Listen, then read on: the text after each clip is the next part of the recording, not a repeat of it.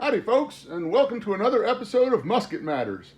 Today is going to be another in our continuing videos for new N-SSA shooters, and we're going to talk about how to make bullet lube.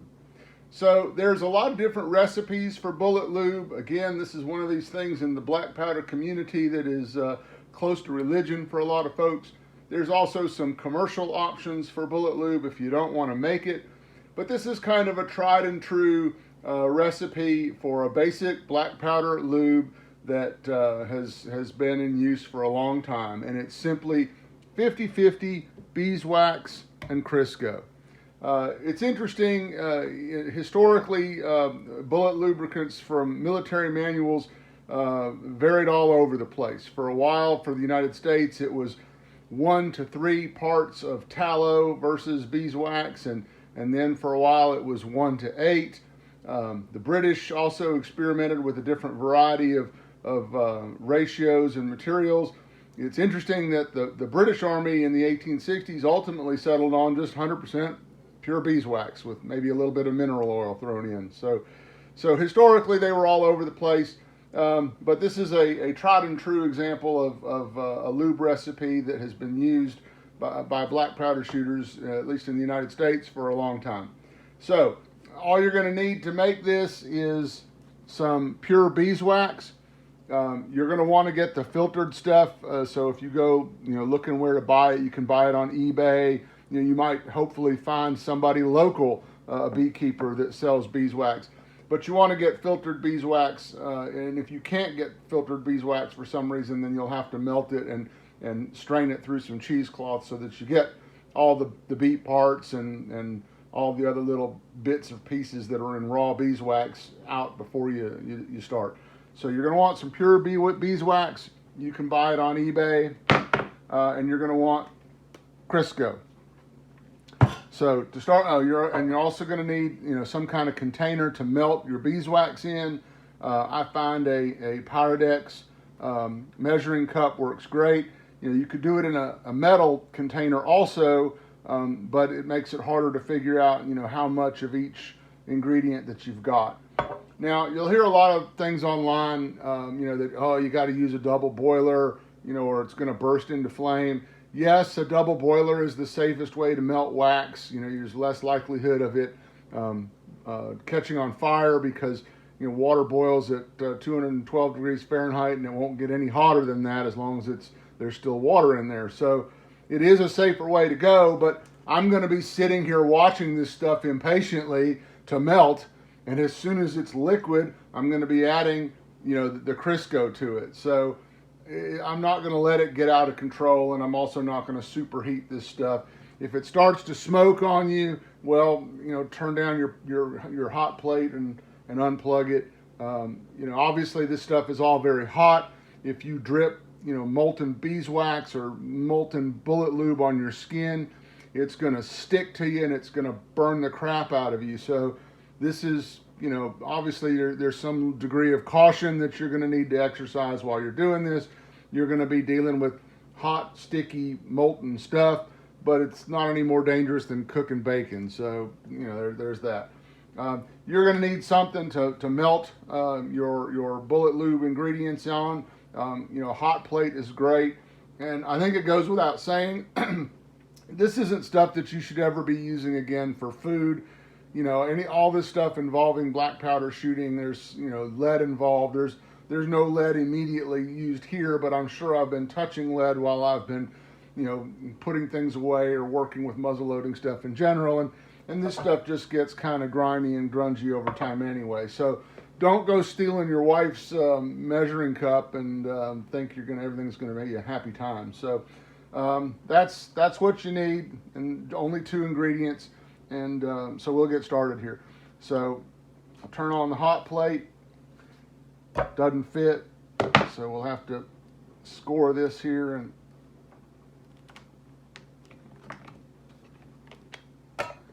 get it going in the pot.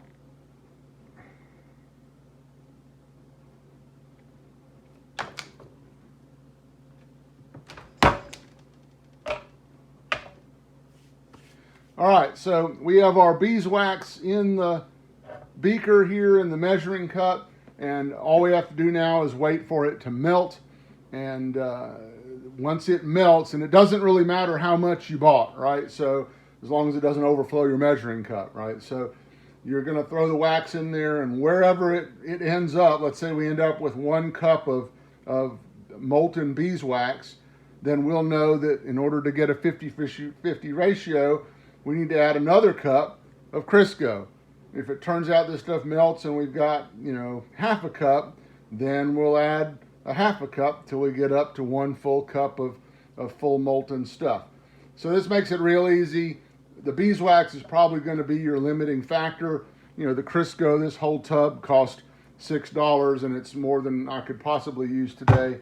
So the beeswax is the limiting factor. So melt your beeswax first. So the pot's on. We'll come back later, and we'll be back when we have molten beeswax.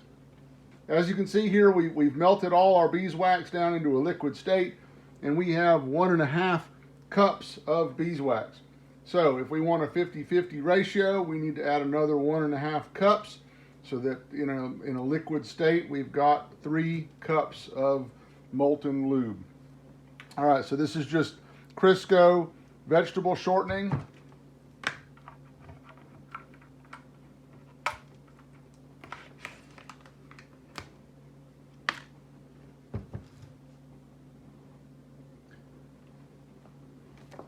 And we're just going to add to the Pyrodex measuring cup here until we end up with three cups.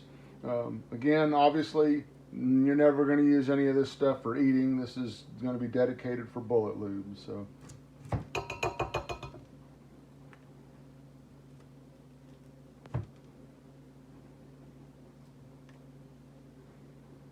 You want to be careful when you're putting this stuff in there because it'll splash.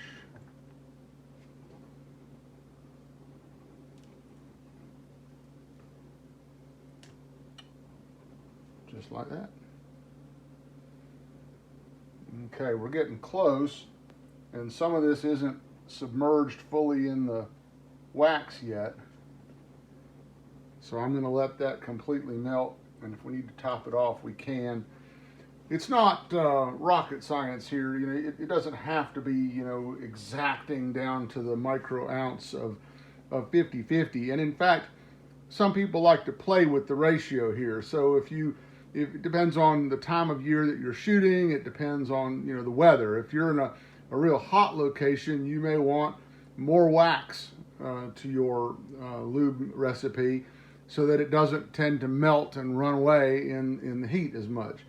However, if you're shooting in colder temperatures, you might want more of the Crisco so that it loosens it up and it's a little bit more gummy, a little less solid. Another thing you can do is once you've got your 50-50 mix, some people add a splash of liquid vegetable oil to help loosen up the mixture, and I tend to do that, and we'll do that here as soon as this stuff finishes melting. All right, so we've got our Crisco melted into our molten beeswax, and we started off with 1.5 cups of molten beeswax. So we added Crisco shortening until we got another 1.5 cups for 3 cups total, and that gives us a 50-50 mixture of the beeswax and the Crisco. I also like to add just a little dab of liquid shortening here, and that's just to soften up the lube. I like it a little bit softer than what you get with just 50-50 Crisco beeswax. So once you've got it all melted together, you want to mix it thoroughly to make sure that you've got a nice homogeneous mixture that's doesn't have any pockets of Crisco floating around in it or beeswax floating around in it. So you want a nice mixture of the compound here, a nice mixture of the 2 ingredients or 3 ingredients. So mix it up nicely.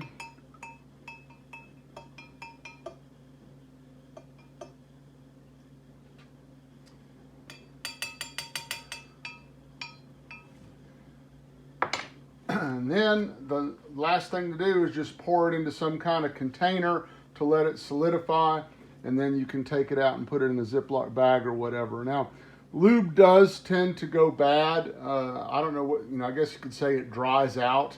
But if you just let it sit out in the open, it'll tend to get real gummy and not very good. Same thing on your bullets. You'll notice that, after a month or so, it really starts to get gunky. You can still shoot them, but I don't think they're as effective as when it's fresh. So anyway, this may be warm, so when you go to pour it, might want to use a towel or something. Be careful here. But we're just going to pour it into our mold or into our Tupperware container here.